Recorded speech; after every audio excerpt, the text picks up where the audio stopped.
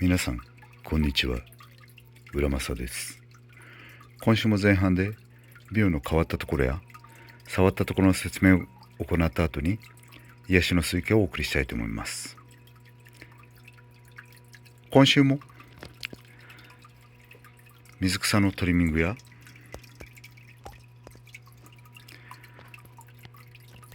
こちらの滝の石の表面を磨いたり、あとは低床の掃除、こちらだけという感じになっております。なかなか時間も取れないし、美容自体が自然な感じで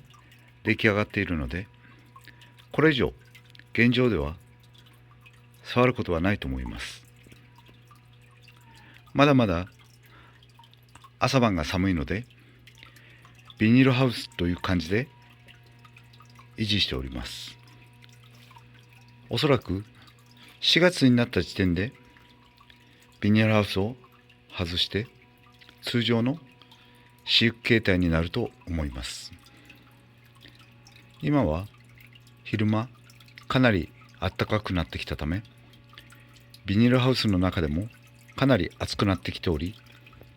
ご覧の通り草が生い茂ってきたり、植物の成長も急激に伸びてきている感じで著しい成長を見せております。それでは癒しの追記をご覧ください。どうぞ。